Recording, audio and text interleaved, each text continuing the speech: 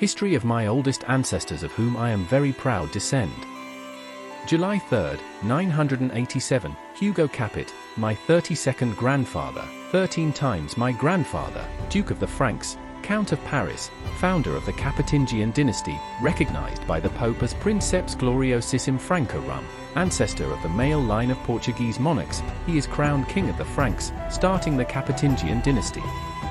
Hugo Capet, King of the Franks, Duke of the Franks, Count of Paris, founder of the Capetingian dynasty, born in 941 and died in Chartres, Les Juifs, on October 24, 996, was the son of Hugo the Great, Duke of the Franks, Count of Paris, Marquis of Neustria and Hedwig of Saxony, paternal grandson of Robert I, King of the Franks, Count of Paris and Beatrice of Vermandois, and maternal grandson of Henry I, King of Germania and Saint Matilda of Ringelheim, Queen of Germania.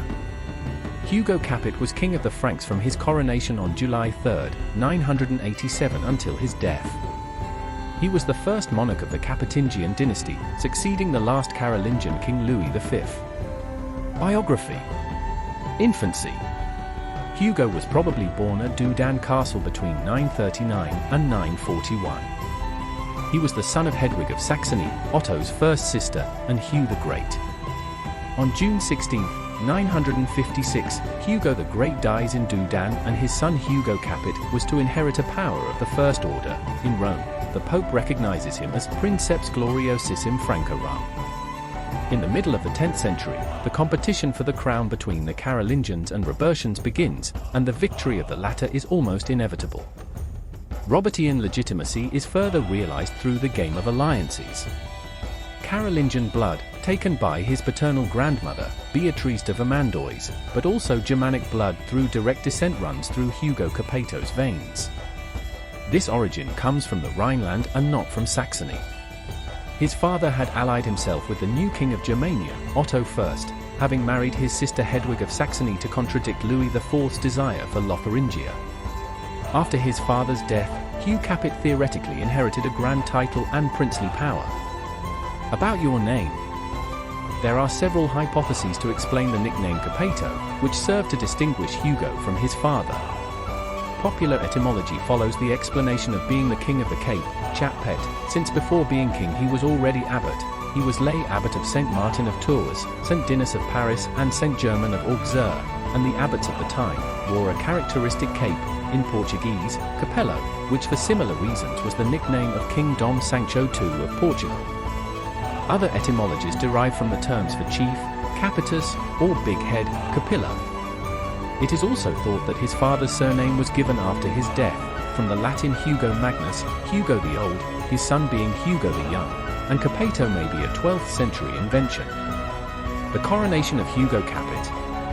In 987, the Carolingian King Louis V dies in a hunting accident. He leaves no descendants. The grandees of West Francia prefer a non-Carolingian king. They prefer Hugh Capet, a descendant of the Robertians. Hugo Capet is crowned in Noyon Cathedral on July 3, 987.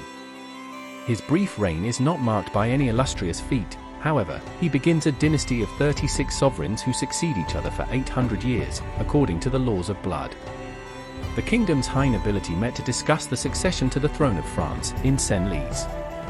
Archbishop Adalbert of Reims, who had previously been accused of treason by Kings Lothair and Louis V, made a speech in disfavor of Charles of Lower Lotharingia and swore in favor of the candidacy of Hugh, Duke of the Franks, of the Robertian lineage, a branch of the Carolingians. Crown the Duke. He is most illustrious for his deeds, his nobility, his strength. The throne is not acquired by hereditary right. No one should be elevated to it without distinguishing himself not only by the nobility of his birth, but by the goodness of his soul. Archbishop Adalbert of Reims. When the last Carolingian died in Germania, in 911, Charlemagne's descendants remained, not without rupture, in West Francia, until Hugh Capet took power. Weakened by the Norman incursions, his kingdom suffered above all from internal weakness. Over time, the kingdom's great ones had been building autonomous principalities that dominated perfectly in the 10th century, before witnessing its collapse in the 11th century, to the benefit of the small mayors. The last Carolingians are kings without power. The only solid base they have is confined to the valleys of the Oise and the Aise. The irresistible rise of the Robertians. The lineage of the Robertians, to which Hugo Capet belonged, originates from Robert the Strong, an aristocrat from the Rhenish region who went west and to whom Charles the Bald entrusted the counties of Anjou and Touraine in 852. In a way, he is considered to have been appointed to the defense of the Loire Valley against the Normans. Marriage and descent. Hugo Capet married, in 970, Adelaide of Aquitaine, my 32nd grandmother, 13 times my grandmother, daughter of William III of Aquitaine, Count of Poitiers and Duke of Aquitaine, and Adelaide of Normandy, and they had Gisela of France, married in 970 to Hugh I of Abbeville, Count of Ponthieu and Lord of Abbeville. Hedwig of France, my 31st grandmother, 12 times my grandmother, married, in 996, to Rainier IV of Hainault, Count of Hainault, my 31st grandfather, 13 times my grandfather, and then to Count Hugo III of Dasburg.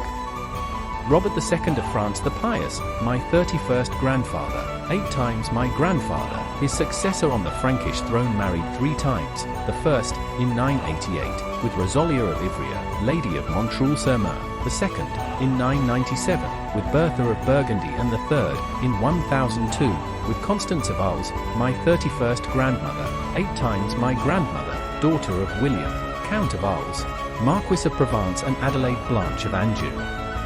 Adelaide from France. The existence of other children is reported, but the veracity of this descent is debatable.